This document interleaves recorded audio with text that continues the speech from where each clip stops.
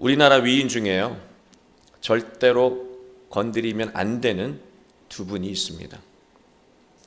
첫 번째는 세종대왕이고요, 두 번째는 이순신 장군입니다. 이 두 분에 대해서는 절대로 나쁘게 해석하거나 말해서는 안 됩니다. 왜 나쁘게 말하면 안 되는지 사람들 앞에서 나쁘게 한번 말해보세요. 금세 그 이유를 알게 될 겁니다. 그만큼 우리나라 사람들은 이 두 분을 존경하고 사랑합니다. 그리고 이 두 분이 보여준 세계관과 업적에 대해서 조금 더 의심하지 않습니다. 강한 믿음이 있는 것이죠. 두 분의 공통점은 독보적인 업적을 세우신 점, 그리고 또 하나는 중요한 세계관을 후손들에게 남겨주신 점입니다. 세종대왕이 남겨주신 세계관은요, 인간을 존엄한 존재로 여기고 사랑하는 것입니다. 한글을 창제하고 과학기계를 만드신 것도 모두 백성들을 귀하게 여기고 사랑하셨기 때문입니다. 사람을 존엄하게 여긴다는 것은요, 사람을 어떤 가치와도 비교하지 않고 소중하게 대하는 것을 의미합니다. 그러나 오늘날 우리 현실은 어떻습니까? 우리는 사람을 대할 때 수없이 다른 가치와 비교, 대조하면서 환산합니다. 가족을 대할 때도요, 요구, 조건을 달면서 자기 뜻대로 되길 바랍니다. 우린 그걸 사랑이라고 생각하기도 합니다. 우리는 사람은 존엄한 존재라고 말하면서도요, 타인을 존엄하게 여겨본 경험이 거의 없고 타인에게 존엄하게 여겨져 본 경험도 많지 않습니다. 만약 여러분, 세종대왕이 오늘날 우리의 세계관으로 사셨다면 한글을 만든다는 생각을 아예 안 하셨을 거예요. 말끝마다 쓸데없이 영어를 쓰시면서 백성들을 자신의 향락을 위한 도구로 사용하셨을 겁니다. 상상만 해도 괴롭습니다. 그런데 우리는요, 상상만 해도 이 괴로운 세계관으로 살면서 인생을 낭비하고 있다는 것입니다. 이순신 장군은요, 참혹한 전쟁의 현실 속에서 중요한 삶의 덕목을 후손들에게 남겨주셨습니다. 필사직생, 필생직사. 죽겠다고 달려들면 살게 되고 살겠다고 발버둥치면 죽게 된다고 말씀하셨습니다. 장군의 이 세계관이요, 백성들을 살리고 나라를 구했으며 불가능한 현실을 가능하게 만들었습니다. 우리는 장군의 이 세계관이 옳았다고 믿습니다. 그러나 장군의 세계관으로 오늘을 살아가는 사람은 거의 없습니다. 어떻게든 자신을 살리기 위해서 남의 기회를 뺏고 해코지하며 살아갑니다. 그러나 이렇게 사는 것은 사는 게 아니에요. 왜냐하면 영혼이 병들어가기 때문입니다. 겉은 좋아 보일 수 있습니다. 그러나 속은 곪아가는 것입니다. 만약 이순신 장군이 오늘날 세계관으로 사셨다면 장군은 높은 자리와 재물만 밝히면서 사람들을 속이고 나라를 위기에 빠뜨렸을 거예요. 상상만 해도 괴롭습니다. 그런데 우리는요, 상상만 해도 괴로운 이 세계관으로 오늘을 살아가며 인생을 낭비하고 있다는 사실입니다. 우리는 두 분이 추구하신 세계관을 믿지만요, 삶으로까지 이어가지는 못합니다. 왜 그렇습니까? 이분들에 대한 믿음이 우리의 마음속에 깊이 자리하기도 전에 세속적인 세계관이 그 세계관을 밀어내기 때문입니다. 여러분, 믿음의 의미는요, 어떤 현상이나 사실을 믿는 것으로 끝나지 않습니다. 세상을 바라보는 가치관, 관점이 달라지는 것까지를 의미하는 거예요. 그게 믿음입니다. 가치관은 하나도 바뀌지 않으면서 믿음이 있다고 여기는 것은 스스로를 속이는 거예요. 믿음이 있다고 하는 것은 기존의 가치관이 새롭게 변화되는 것입니다. 여러분, 예수님에 대한 믿음이 삶으로 이어지고 있습니까? 교회를 벗어나면 믿음이 사라지고 세상의 가치관으로 살고 있지는 않습니까? 믿음이 삶으로 이어지지 않는 이유는요, 세상을 바라보는 관점이 달라지기 않았기 때문입니다. 사람은요, 믿음으로 관점이 달라지면 삶을 대하는 태도도 함께 달라지기 마련입니다. 오늘 말씀은 믿음으로 세상을 바라보는 관점이 달라져야 하나님의 권능을 경험할 수 있다고 말하고 있습니다. 우리 모두 오늘 말씀을 통해서 올바른 믿음을 회복하고 세상을 바라보는 관점을 바꿔 하나님의 놀라운 능력을 경험하며 복되고 충만한 인생과 가정을 이루게 되시길 주님의 이름으로 축원합니다. 로마 교회는요, 바울이 세운 교회가 아닙니다. 성경은 로마 교회가 누구에 의해 세워졌는지 정확히 말하지는 않습니다. 아마도 로마에 거주하던 유대인들이요, 오순절에 복음을 접하고 다시 로마로 돌아가 교회를 세우는 것으로 보는 것이 학자들 대부분의 견해입니다. 상당히 일리 있는 견해라고 저는 생각합니다. 로마 교회는 믿음이 훌륭하다고 알려져 있었습니다. 성경에서 오늘 말하고 있습니다. 바울도 로마 교회의 믿음을 듣고 또 칭찬하고 있습니다. 그리고 항상 로마 교회를 위해서 기도하고 있다고 말하고 있어요. 10절을 보면은요, 바울은 로마 교회에 방문하길 원한다고 말합니다. 그 이유를 11절에서 밝히고 있습니다. 11절 말씀. 내가 너희 보기를 간절히 원하는 것은 어떤 신령한 은사를 너희에게 나누어 주어 너희를 견고하게 하려 함이니. 바울은요, 로마 교인들의 삶이 흔들리지 않도록 영적인 선물을 주고 싶다고 말하고 있습니다. 삶을 흔들리지 않게 하는 영적인 선물은 무엇일까요? 영적인 이 선물은 무엇일까요? 바로 그리스도의 복음입니다. 그러나 여러분, 로마 교인들은 이미 복음을 받아들인 사람들이에요. 이미 복음을 받아들인 사람에게 무슨 또 복음을 전하러 간다는 말입니까? 이미 복음을 받아들인 사람들에게 전하는 영적인 선물은요, 복음에 대한 깊은 이해라고 할 수 있어요. 복음의 본질에 대한 깊은 설명이라고 할 수 있습니다. 이게 선물이에요. 복음에 대한 깊은 이해가 왜 필요한지 우리는 알아야 합니다. 로마 교인들은요, 신앙생활을 한 지 얼마 되지 않았습니다. 복음을 받아들인 게 얼마 되지 않았어요.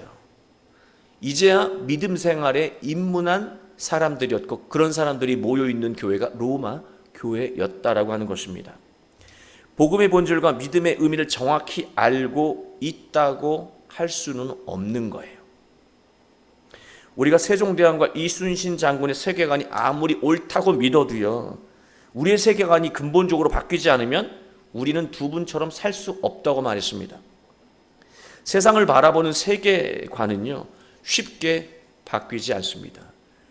로마 중심에서 살던 사람들의 세계관이 복음을 받아들였다고 쉽게 바뀌는 게 아니에요. 세상을 바라보는 이 세계관은요, 믿음이 강해져야 바뀝니다. 믿음이 어떤 사건이나 환경에 의해서 흔들리잖아요. 옛날 모습으로 다시 돌아갑니다. 믿음은요, 복음에 대한 이해가 깊어질수록 견고해집니다. 믿음은요, 복음을 심도 있게 깊이 이해할수록 견고해진다는 거예요. 믿음이 견고해지면 믿음은 삶으로까지 이어집니다. 확신이 있으니까 살 수 있다는 거예요. 바울은 로마 교인들의 믿음이 성장할 수 있도록 복음의 본질을 가르치고 싶었던 거예요. 우린 주일이 되면 말씀을 함께 나누죠. 복음의 진리, 그 본질을 나누는 거예요. 복음의 이해를 더하는 것입니다. 더 나아가서 수요 예배가 되면 더 깊이 있게 하나님 말씀을 다루고 복음의 본질을 나누는 거예요. 지금까지 수요 예배를 올려드려도 읽지 않은 분이 있다면 읽어보세요. 읽어봤는데 무슨 의미인지 설명이 필요하다면 수요 예배 참여하세요. 그 말씀이 그대로 이해가 되지 않는다면 물어보세요. 이해가 부족한 거예요. 이해가 부족하면 믿음이 자랄 수 없고, 믿음이 자라지 않으면 확신할 수 없기 때문에 삶으로까지 이어지지 않는다는 거예요. 살지 못하면 하나님의 능력, 권능은 경험할 수 없다고 성경은 말하고 있습니다. 바울이 로마 교회에 가려고 했던 또 한 가지 이유가 있습니다. 12절 말씀이에요. 이는 곧 내가 너희 가운데서 너희와 나의 믿음으로 말미암아 피차 안위함을 얻으려 함이라.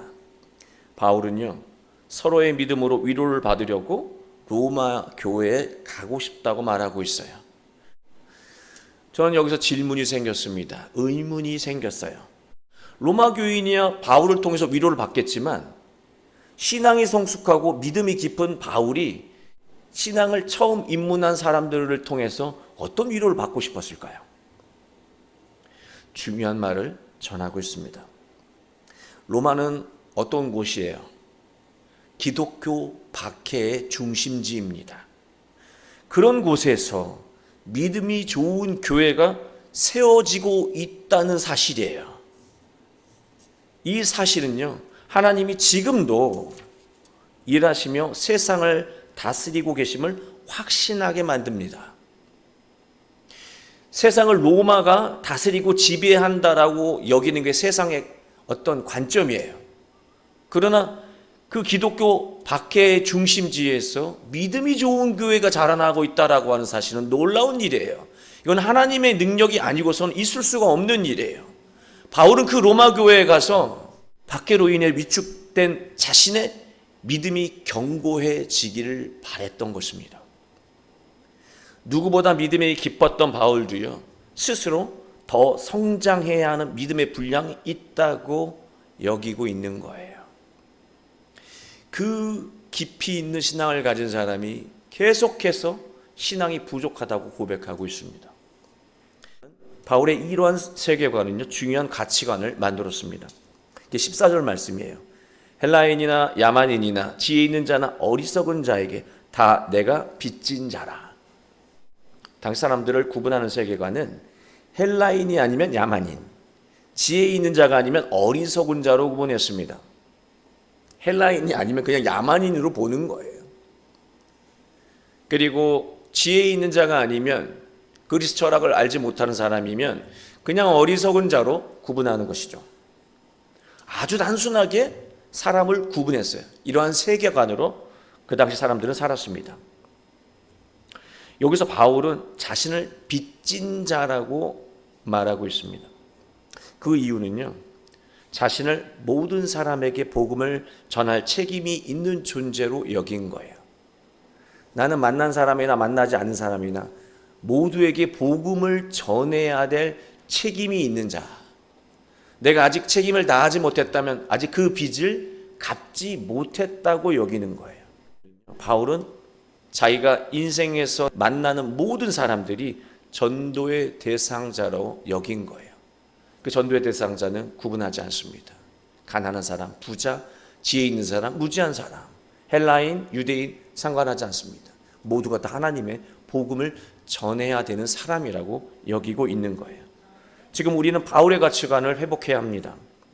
복음을 받아들인 우리들은요, 그 복음을 전해야 할 책임이 있음을 기억해야 합니다.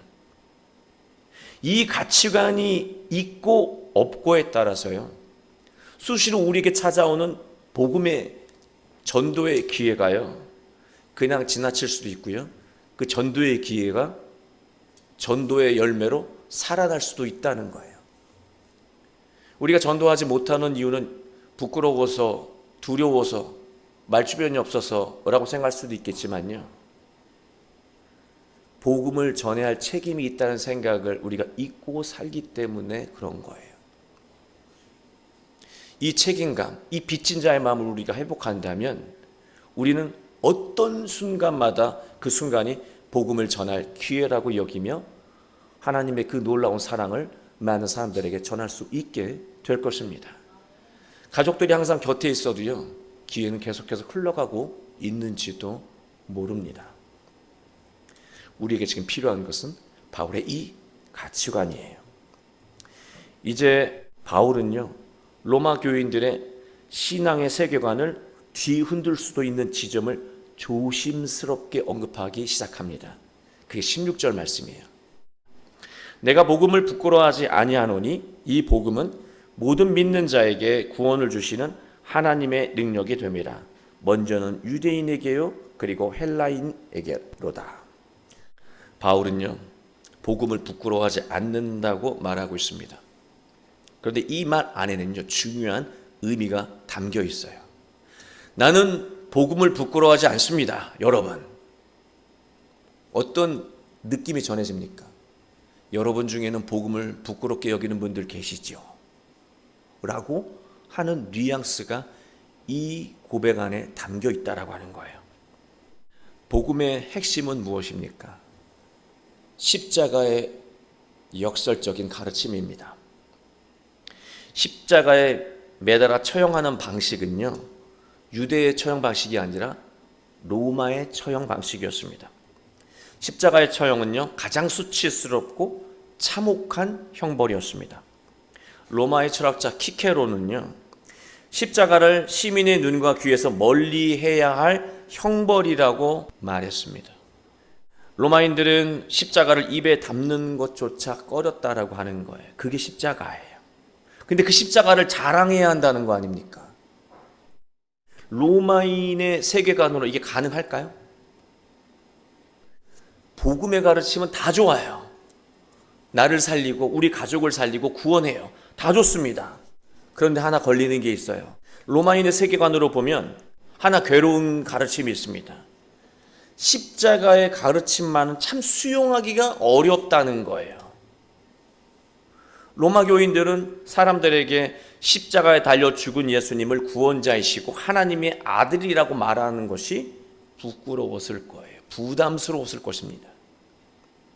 바울은요, 로마 교인들이 십자가의 역사를 이해하지 못하면 작은 일에도 믿음이 흔들릴 수밖에 없다고 판단한 거예요. 우리는 십자가의 역사를 알고 있습니까? 만약 절망했는데 절망에서 벗어나지 못하고 있다면요, 십자가의 역사를 모르는 거예요. 인생에서 위기를 겪고 있을 때 낙심하고만 있다면 십자가의 역사를 모르는 거예요. 자녀가 내 뜻대로 되지 않고 실패한 것처럼 보여서 속상하고 억울하고 분노하고 있다면 십자가의 역사를 모르는 거예요. 예수님의 십자가의 가르침은요, 세상을 바라보는 관점인 세계관을 바꾸고 가치관도 바꿉니다. 하나님은요, 한없이 약한 모습으로 찌르면 찌르는 대로 때리면 때리는 그 모습대로 세상의 강함을 이기셨습니다. 하나님은요, 낮은 자를 통해서 높은 자를 다스리셨습니다.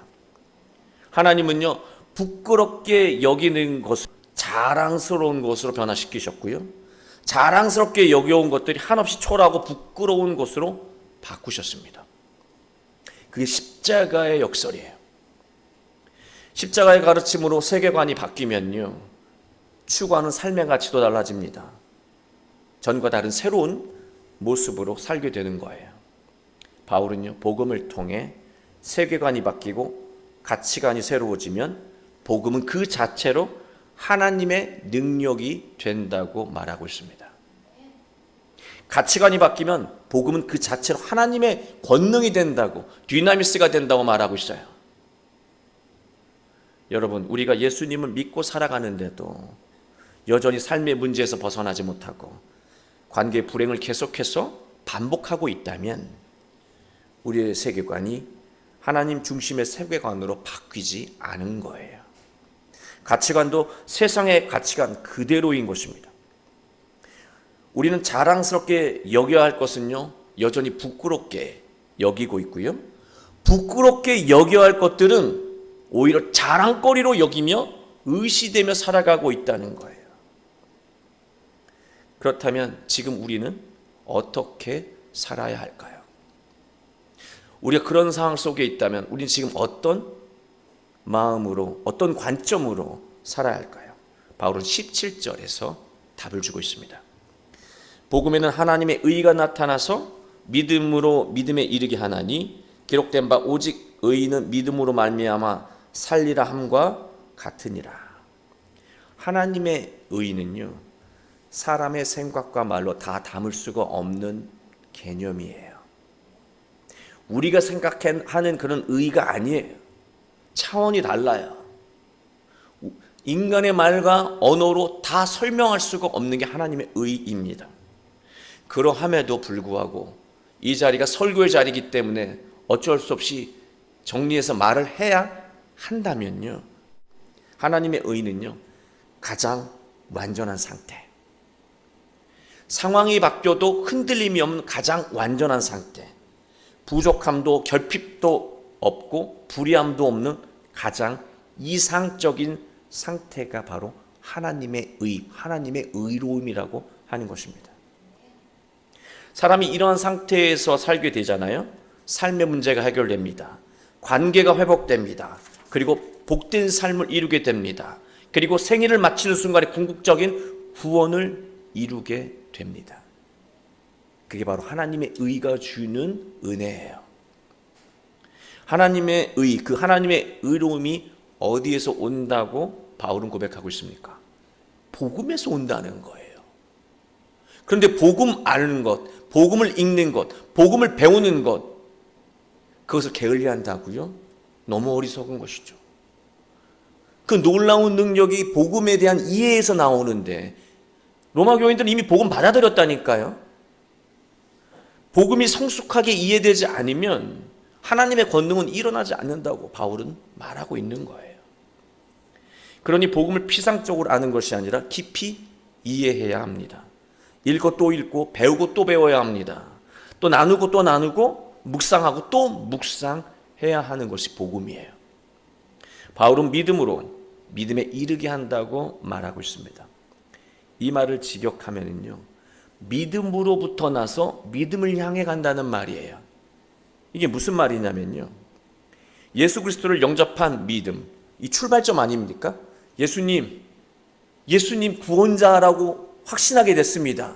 이거 출발점이에요. 다 이룬 게 아니라 시작점이라는 거예요.